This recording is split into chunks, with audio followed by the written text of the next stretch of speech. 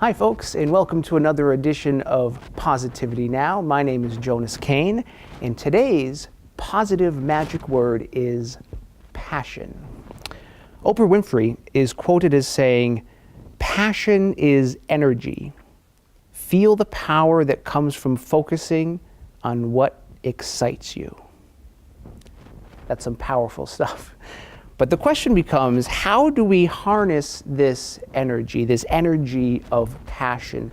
It's my understanding that we have passion when we combine our natural talents, the things that we are naturally gifted in, when we combine them with the things in our life that matter most.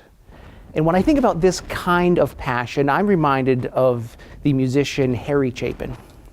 This is a man who, by the mid-1970s, he was one of the world's most highest paid musician in the world, selling out concert arenas worldwide. And even though he had so much success and so much talent as a musician, what mattered most to him was not music. It was actually helping the poor and the hungry. In fact, he thought that hunger and poverty was an insult to America. So he got to work trying to change that, and that's where he found passion in his work. He donated a third of his income, which was roughly $2 million a year. He donated a third of that to charitable organizations. Proceeds from the sale of merchandise at his concerts were used to fund the World Hunger Year, a nonprofit that he co-founded to give food to the poor and to give resources and education to communities. In fact, his work even got the attention of political activist and four-time presidential candidate Ralph Nader, who once said of Harry, "I've never seen an entertainer who dedicated so many hours to a civic cause." That is the power that passion can have for all of us, so long as we're able to match our talents with our interests. Our guest today in the studio truly knows all about passion, and I'm very excited to have Donna Lee with us. Donna. Hi, Jonas. Welcome to the studio. Welcome to the show. Thank you. It's good to be here. I'm very excited because you are truly a passionate woman. You are a musician, an incredible singer, songwriter. I love your voice. Thank you. But it goes beyond that. You're also a hypnotist. Yes, sir. You do work in the community with the Palmer Historical and Cultural Center. Am I missing anything? What else do you do? Well, I'm proud to say that I'm a business owner in the town of Palmer. And I own the company Align Hypnosis, and we're paired with a Palmer Chiropractic and Christine Wilson Massage right in that building. And that's newer in my life. I've only been doing that for the last few years, and I've been performing since 13 years of age. 13 years old. So performing, singing, I presume? Music, singing, yeah. Where was your guitar. first gig? My first gig would have been at the Country House in Hatfield, Tex Overstreet. And if you might be too young to remember the reincarnation of Peter Proud, but the band in the scene early in the movie was filmed at the Country House. I was almost in it. And Chico and Tex Overstreet and the boys. That was my first professional gig. So that's how you got your start. Yeah, I was 12, I believe. And how did you get into this line of work? How did you know that you had this natural gift? I told a fib. And I had to cover myself. I was in 7th grade and I had a friend and we had every class together, ergo one. And she had music. And you had to play an instrument to be in that class. And so I said I played guitar. I didn't have a guitar.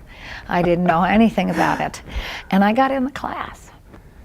And then it was, get a guitar and learn anything and everything you can. And I did. Wow. So you really learned quick then. I had no choice. I'm tenacious, to say the least. Well, that's an example of how a good lie led to something. So, and music It's just in me. I mean, it saved me. I didn't need drugs. I didn't need to party. I needed music. I was a big John Denver fan, you know. Out in the woods, earthy, crunchy, right brand of hiking boots. Did I hear correctly that did you meet John Denver? Or am I thinking of? I did meet John Denver once. Oh my goodness. How Yes, did that I happen? did. He was in concert and coming out of his hotel room. And I did not know he was there. There was a security guard in the hall, and it's like, who's that? Could it be him? And out he came. Bright and chipper and full of life, and I couldn't speak. I had fantasies, you know. I had so many things to say. And they left me. I couldn't speak, and he saw that. So he looked down and he said, "You've got Reiki hiking boots. Where do you hike?" And all of a sudden, it wasn't John Denver. It was somebody, and I could tell him, places to go in Vermont and in the area. So he flipped it on me, and he took all the tension away, and I'll never forget that 60 seconds or whatever it was. He was able to make that connection To with take you. my discomfort away in order to enjoy that I was meeting him. That's So it powerful. was pretty special. And where was this? This was in Hartford, the old Civic Center. That's really cool. Yeah. Now, speaking of people of passion, John Denver, oh my goodness. I loved him. Just like Annie's song, so filled with passion. Oh my goodness. And for me, it was the woods. All I wanted to do was be in the woods. I was safe there. Safe in the woods. So that's where you find some inspiration. Solace and peace, the forest. Yeah. I love the ocean, but the woods, Yeah. the hiking, yeah. I like that. So do you find that fuels your passions then? That helps you with your music? It gives me the strength, to do it, to run a business, to keep performing. If I can't, you know this, because you're also a professional musician. You're an entertainer. And I cannot be less than I was the last time on the stage. So there's always that, you got to be a little bit better. You got to learn from the last show, more mindful, more aware of the audience, and why are we really up there? I am up there to make them forget their pain. I am up there to make them forget the weight of life. I want them to laugh. I want whatever I'm doing to make them forget the negative and maybe bring back, my wife and I did that. I had a gentleman once, I was shaking hands after a show, and he was hurting me. He was shaking my hand and squeezing it. He had tears in his eyes. He had to be in late 80s. And he was putting something in my hand. And it was a male diamond ring. And he said, "You need to take this." I said, "No, sir, thank you." And he shook my shoulders. And he said, "You don't understand. I am in the winter of my life. Everyone I love is gone. And you gave me my best memories." I can't even tell you the show I was doing. And he, tears, and you realize not only the power of what we do, the responsibility, what it means to be up there. And I know you know what I'm saying. That is absolutely beautiful. Yeah, and that drives me. I see now, I think, the connection between your work as a musician and your work as a business owner with the hypnosis, because you're in both of them, you're trying to heal people. You're trying to help them. Two different ways, but they're allied ways. More than I ever knew. Music is hypnotic. Oh, that's absolutely true. Put on Enya and let her take you away. It's really powerful, and what it does to the brain. And I was in marketing for years and selling, and working for the big companies for a while. And then when I got out of that field, I thought, what am I going to do with all I learned? What place does it have? How could I have gone through all of this and now be feeling like you're in the wind? But the truth is, it made me better. It set me up to own a business. It taught me how to read people. If you're on stage and you have a set list and the band's all rehearsed, right? You can hide behind that. 3 songs in, that set list is not working. This is not what they said was going to be here. You can go on with your set list. Or you can give them what they want. And in order to do that, you've got to stop. You got to watch their faces. You got to watch their expressions, the way they're breathing. Well, that's what you do in hypnosis. Mm-hmm. So it ended up being more paired, the ability to read people, to read my audiences, and it's about them. It was a great learning tool. It allows you to be better at what you do. So when did you realize that you wanted to add this element to your life, this element of hypnosis in a more formal way? What was that transition like? I had never understood what hypnosis was, and I've always been heavy. And as I got older, it went from being heavy to chunky, chunk muffin, to basically, technically, I hate to say it, morbidly obese. And every diet works. Every diet works. So I heard about this program for hypnosis. I went and signed up, and it was very uncomfortable. The woman yelled at us. Disabled people were yelled at. She walked on glass, said she could read my mind, and I'm thinking, I don't think you can read my mind. I wouldn't be here. She was I love people. And she didn't like people, and she was very demeaning and telling me she could read my mind and telling everybody. And I lost nearly 100 pounds. And every time I went, it got worse. She got nastier and meaner, and it shook me up. And I got really determined, because I knew she couldn't read my mind. Nobody reads my mind. Nobody reads our minds, Let's be real. And so I decided to learn, so I decided to go to school. And it changed everything.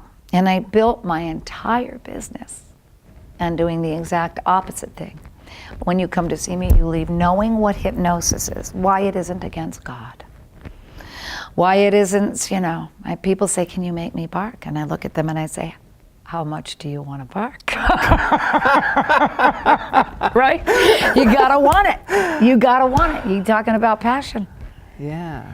You gotta want it. You don't want it, I can't make you do anything. Yeah. But if you choose to, I can't make anybody do anything, but if you want it. That book, the little children's book, I think it's the most important book we could ever read to our children. What book is this? The Little Engine That Could. And a friend of mine, a client, gave me the original hard copy of the book, which was written in the 1930s. I didn't realize that. And I'm wanting to take and do an adult rendition of this book, because how many times do you or I or anyone lead in a day? I can't do that. No, I can't do that.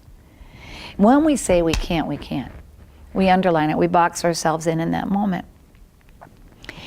When we say, I never could do that before. I was never able to do that before. But, I don't know. Maybe. What do you think? Maybe? Now you may be only getting a crack there. But you know what? The door is open. And if we don't believe, it begins with one thought. One thought. One single thought changes everything. When you look at someone, when you communicate, the one thought, do I speak to this person? Or do I turn left and ignore them? That person can change your life. That one thought. Should I? Should I offer a smile? Or should I just take my mood and take it somewhere else? One moment, one thought. I never could do that before, but I don't know. I don't feel like I could, but maybe I could. That's when we can do the things we never dreamed we could. It's powerful. It is. It's. And then I want people to understand what hypnosis is, that if you're a person of faith, God gave you everything you need to be what He created, not what life has created us to be, the way a bad experience changes us. It turns our head, pulls us a different direction. It's a powerful thing to realize we have everything we need to meet the challenges in life, to be what we were created to be, which is maximum in mind, body, and spirit. We're different than all other animals, no matter what we believe, right? If you're not a Christian or you have different faith, we're different. Even monkeys have opposable thumbs, and we're driving cars. There's something different about us as a species. We weren't created to be obese. We weren't created to be thin, clinically depressed, anxious, afraid. We're created to be optimal. And you got to make it better every day. How do we do that? For me, I think mindfulness. If you understand the brain and anything about hypnosis, is there a lot of our bad habits and our bad patterns come out of our brain moving very fast. Okay, the activity in the frontal lobe is booking. When that's happening, we feel fear, anxiety, irritability, insomnia, moodiness, agitation. All of that happens when the brain's in what's called brain's in like a beta state. When you settle the brain, when you settle the frontal, that activity in the frontal lobe, you find stillness. It is within the stillness that the power lies. And then there's that scripture somewhere in Matthew, and this isn't exact, but ye who are heavy laden, come to me, I'll give you rest. When your yoke is heavy, I will make your spirit light. So when you're heavy laden with problems, he's going to take it and make it light, right? Come to me and I will give you rest. He's not talking about a nap. Be still. Be still. Meditate, pray, be mindful of the moment. So taking moments to quiet the mind and just be and just not think about everything you have to do, everywhere you have to go, but just take in this throughout moment the day. now, all throughout the day. So it's not just do it once a day and you're done, but little moments throughout the day. Yeah, for instance, when was the last time you were washing a dish that you watched the soap bubble up and the sunlight hit it, or the light above you in the kitchen, and move it so you can see the blues and the turquoise, or that you ran your finger across the plate when it was squeaky clean and watched it shine, or the feel of the water on your skin, or even in this moment, feel your shoes on your feet. You have to stop to feel your shoes. In that second, you're not in chaos. You're not thinking, I got to do this, I got to do this. I tell my clients when we wake up in the morning, before you get out of bed, go through your 5 senses. Look around the room. Can you say, is it cloudy? Is there light coming in through those shades? Is it dark? What do you hear? Do you hear the birds, the breeze, silence? Is there smell, no smell? What's it about that taste in your mouth? It's awareness. And then feel your body. Oh, my back muscle's tight today. All right, I'm ready.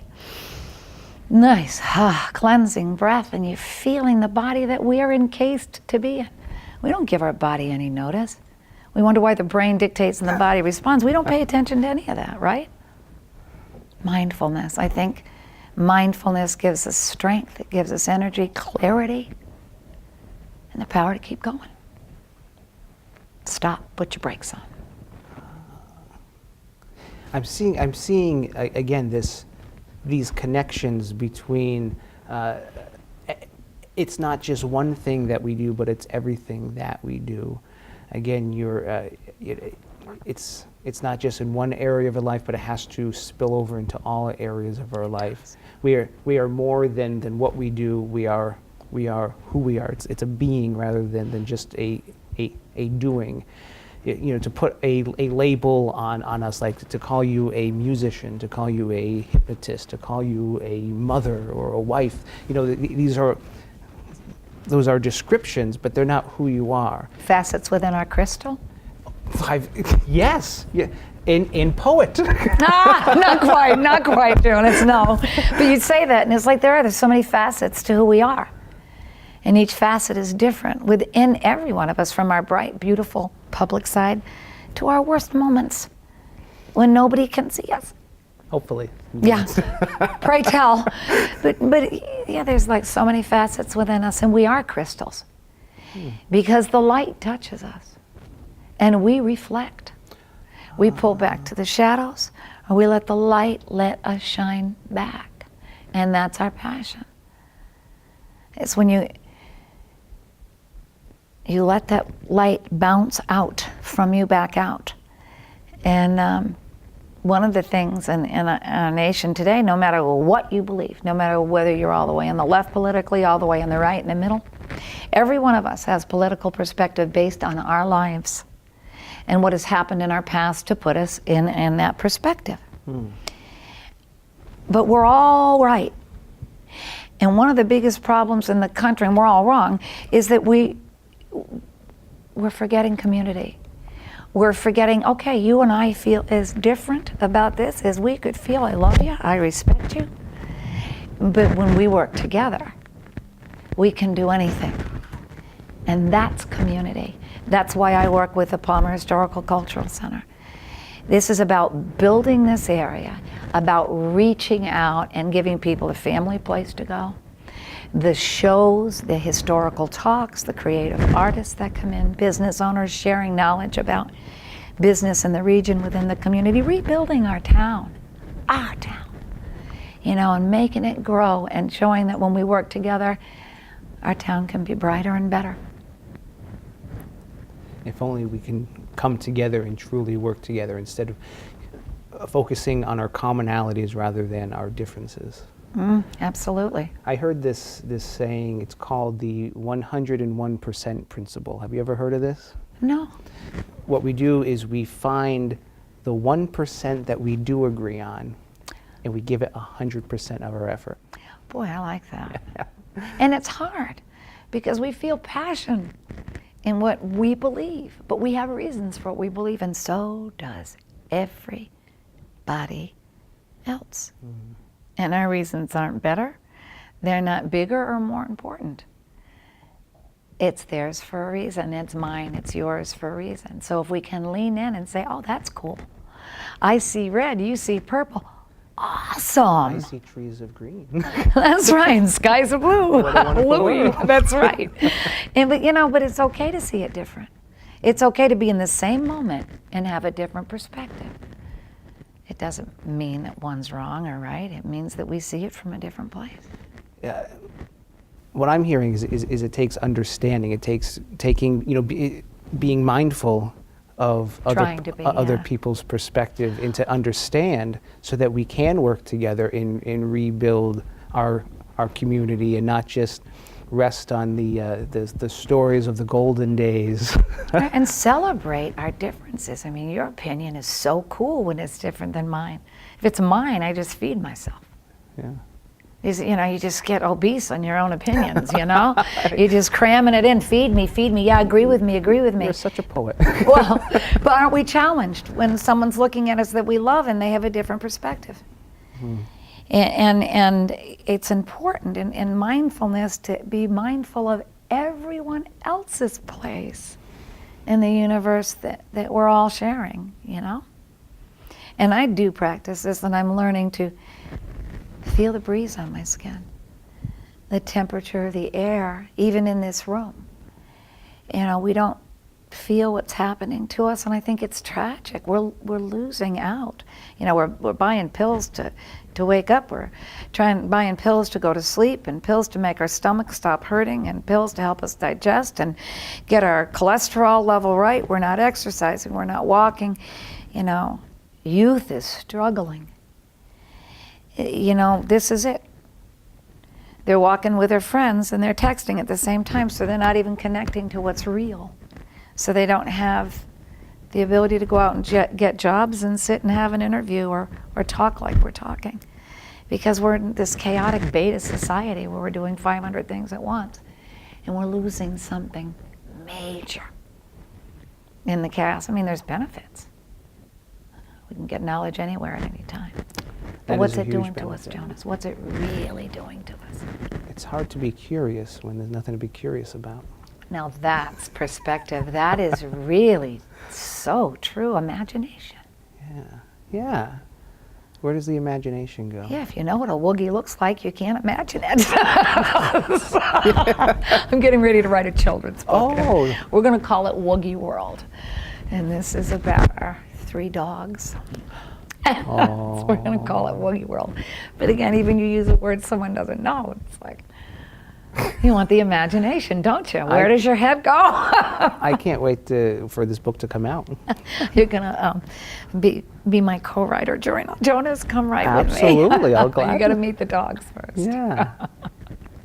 I love it. Well, this brings me to a very important question. What advice do you have for us, both in seeking our passions, in living more positively, in living more mindfully? How do we get this to permeate through every aspect of our life so that we can take those facets of our crystals? How did you word it? The facets within our crystal. How do we put a thread through all of our facets of our crystals so we can be more mindful and live a more positive life? Well, a couple of things. Balance. You know, if anything's out of balance, we're out of balance. And sometimes we have to look into ourselves in order to look out. So we have to know where we can open ourselves up to let the light hit us so we can reflect back out. I think in stillness we can come to know ourselves. In mindfulness, we can look at the world outside of us. And that means looking outside at the energies around us in each personality. And take a mindful minute to make each person you come across in a day smile. To come out of ourselves, look into someone else's eyes. You'll know real quick where they're at just by looking. Stop, look, listen, and feel the world around us. That's what I think is the most important thing in growing. What I like about this is it combines not just self, but also others as well. So it's creating a deeper awareness of ourselves, but also of an awareness of where other people are coming from. One of my favorite thoughts comes from J.M. Barrie, the author of Peter Pan. He says, "Be kinder than necessary. Everyone is fighting a battle." And that's true, boy. That's so true.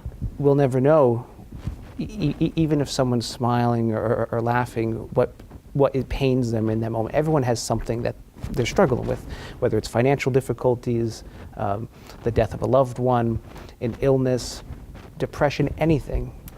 Even if it's just a sore back, who knows what it is.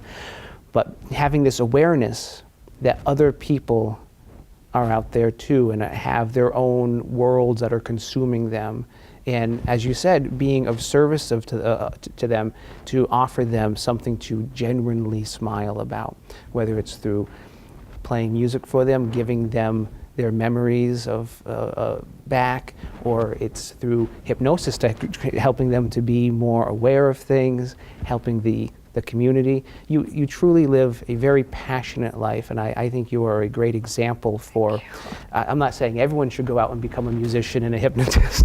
But any job you have, there's ways to do it. It doesn't matter what, and it doesn't matter what the job is. I mean, every job is significant and important. I think you and I both know we're on stage, so everybody thinks it's the limelight. Have you ever been standing up there and thinking, if you people could have seen me 3 hours ago with my hair a mess and my toothbrush in my mouth and bathrobe? You know, we're all humans. Yeah. We're all humans, and we all have value for what we know and what we believe, even if it's not understood, you know? I think one of the most important jobs in the world are the janitors. This place would be a mess. No kidding. And remember in school we'd go in the mornings and the floors would be so shiny when we were young. I love the janitors work at behind school. that, that's right. Mr. Barber and Mr. Lamb, I remember them. I unfortunately am a lot older than you, Jonas, so I'm not going to remember those janitor names. You're still a spring chicken. And you know, if you haven't seen this gentleman perform right here, he's a master. Well, thank you. Master man. Master human being and entertainer. Thank you. Well, Donna Lee, thank you so much for sharing your stories, sharing your insights, and thank you for taking the time to be here with us today. The honor is mine. Really appreciate it. God bless. Thank you so bless. much. Thank you. Well, that's it for today for Positivity Now. Until next time, my name is Jonas Cain. If you have any comments for us, please visit www.jonaskain.com. www.jonascain.com/positivitynow. Stay positive.